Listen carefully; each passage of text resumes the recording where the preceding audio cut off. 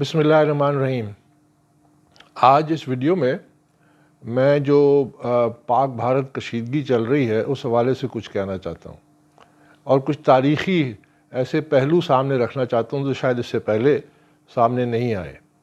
سب سے پہلے تو یہ کہ جو یہ واقعہ ہوا اور شاید 48 گھنٹے کے اندر جو بھارتی وزیر اعظم ہیں انہوں نے پاکستان کے خلاف اقدامات کا اعلان کر دیا اور ساتھ ہی یہ بھی اعلان کیا کہ ہم جو اس دہشت گردی میں ملوث ہیں ان کے بارے میں معلومات کریں گے، ان کو آئیڈینٹیفائی کریں گے اور پھر ان کے خلاف کارروائی کریں گے۔ یعنی اس وقت تک ان کو پتہ نہیں تھا کہ اس کے پیچھے کون ہے، لیکن پاکستان کو انہوں نے مورد الزام ٹھہرا دیا اور اس کے خلاف اقدامات لینے شروع کر دیے۔ تو یہ پری میڈیٹیٹڈ لگتا ہے کہ پہلے سے ایک منصوبہ بندی تھی، اور مجھے یاد آتا ہے کہ مجھے بہت ساری ایسی سملیرٹیز نظر آتی ہیں اور کچھ میجر ڈس سملیرٹیز بھی نظر آتی ہیں کہ جو بھارتی منصوبہ بندی جو ہے، ایسے لگتا ہے کہ یہ جس طرح old wine in a new bottle. 1971 میں جنوری میں بھارت نے اپنا ہی ایک طیارہ، گنگا اس کا نام تھا، اس کو اغوا کر کے لاہور ایئرپورٹ پہ لے آئے اور مسافروں کو نکال دیا، اور اس کے بعد جو ہائی جیکر تھے وہ ظاہر کیے کہ وہ کشمیری مجاہدین ہیں، اور پھر اس کے بعد اس جہاز کو اڑا دیا، اور اس کے نتیجے میں ایسٹ اور ویسٹ پاکستان کے درمیان جو پی آئی اے کی اوور فلائٹس تھی اس پہ پابندی لگ گئی، یعنی انڈیا نے اپنی ایئر اسپیس ہمارے لیے بند کر دی۔ تو ظاہر ہے کہ اس کے بعد جو باقی معاملات ہوئے ان میں بھی بڑی ایک ایسے لگتا ہے کہ جس طرح کہ شاید وہی پرانا منصوبہ نکالا ہے، اس کو ریہیش کیا ہے، وداؤٹ ریئلائزنگ کہ گراؤنڈ ریالٹیز بالکل ڈیفرنٹ ہے۔ اس وقت بھی انہوں نے ایک سیاسی پراکسی تھی ان کی جس کا نام عوامی لیگ تھا، ثابت ہو چکا۔ شوکت علی عوامی لیگ کے جو ایم این اے ہیں، انہوں نے 2011 میں بنگلہ دیش کی پارلیمنٹ میں بولا کہ اگرتلہ کنسپریسی کیس جو تھا وہ بالکل ٹھیک تھا، ہم پہ جو الزامات تھے بالکل ٹھیک تھے، ہم اگرتلہ گئے تھے، شیخ مجیب بھی گیا تھا اور وہاں پہ ایک سازش بھی تیار ہوئی تھی اور راؤ اس میں ملوث تھی اور ہم نے اس پہ عمل درآمد کیا۔ اس وقت ان کی جو پولیٹیکل پراکسی تھی وہ عوامی لیگ تھی، اور اس وقت ان کی جو ملیٹنٹ پراکسی تھی وہ مکتی بہانی بن گئے۔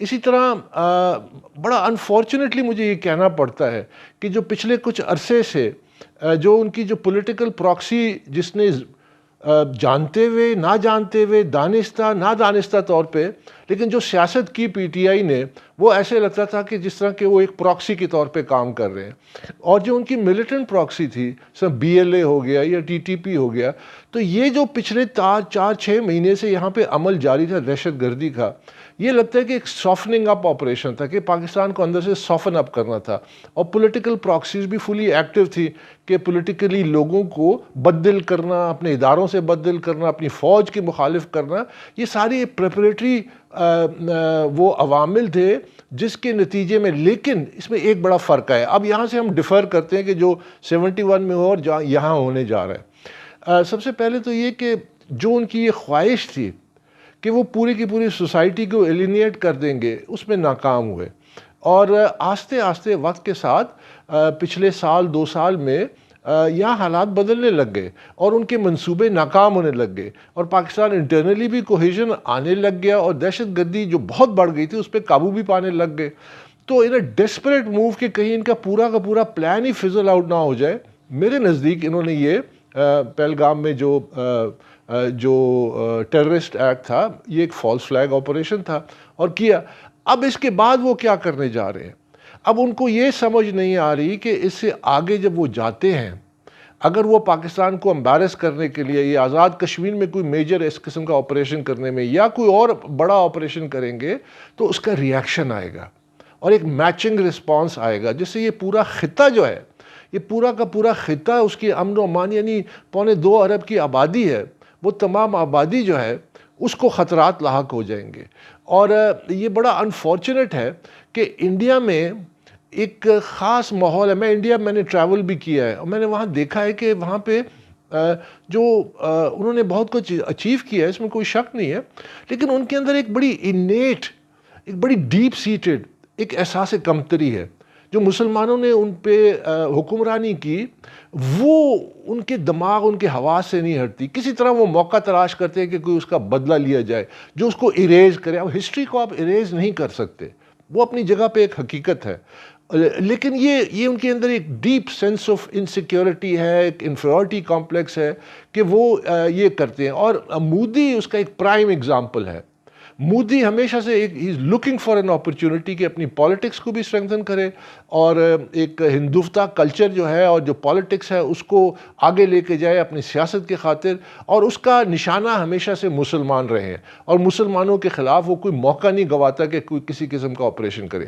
ساتھ میں ان کی جو میڈیا ہے، میڈیا نے بھی ایک فالس امیج بنا دیا ہے کہ بھارت تو بہت بڑا ملک ہے، انونسبل ہے، پاکستان تو اندر ڈویژنز ہیں، پاکستان تو ان کے لیے بالکل ایسا ہی ہے کہ بس انہوں نے پاکستان پہ حملہ کیا اور پاکستان جو ہے وہ ترنے والا ہو گیا.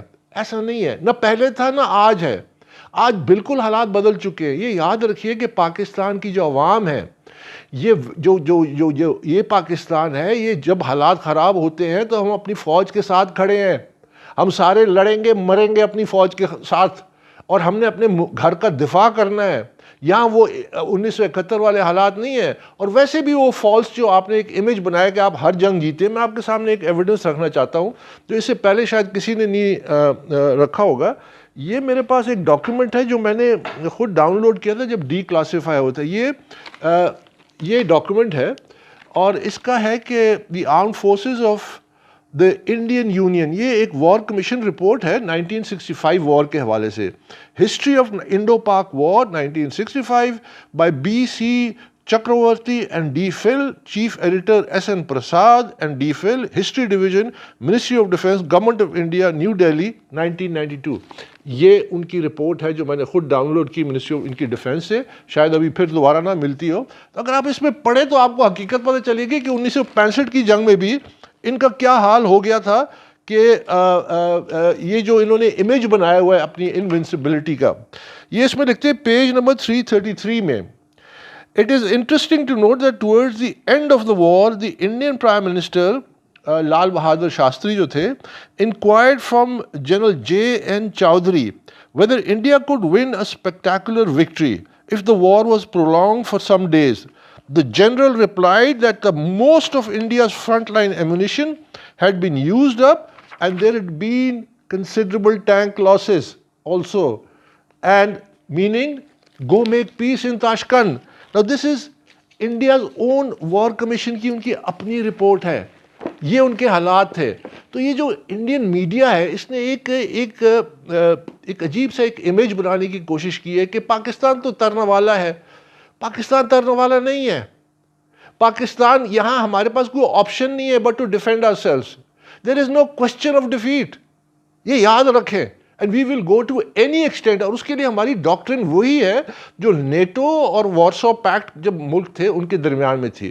یعنی وارسو پیکٹ جو سوویت یونین کی تھی ان کے پاس کنونشنل فورسز زیادہ تھی، نیٹو کے پاس کم تھیں اور ان کی کنونشنل آرمی چھوٹی تھی.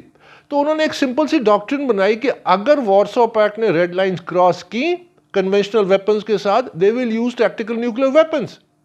اور یہ وارسو پیکٹ کو بھی پتا تھا، ساری دنیا کو پتا ہے. اسے وہ کہتے تھے میوچولی ایشورڈ ڈسٹرکشن. تو اگر انڈیا چاہتا ہے کہ پورا کا پورا خطہ بلوز اپ میوچولی ایشورڈ ڈسٹرکشن کی ڈاکٹرن کے تحت، تو ان کو کوئی نہیں روک سکتا. لیکن یہ اب انڈین جو پبلک ہے اور جو انڈین اسٹیبلشمنٹ ہے اور انڈین جو پالیٹکس ہے، یہ ان کی ذمہ داری ہے کہ ایک مودی جیسے آدمی کو روکا جائے کہ وہ اس لائن کو کراس نہ کرے کہ جس کے بعد تباہی ہے اور یہ پورا کا پورا علاقہ جو ہے یہ تباہی کے بھینٹ چڑھ سکتا ہے. بہت بہت شکریہ.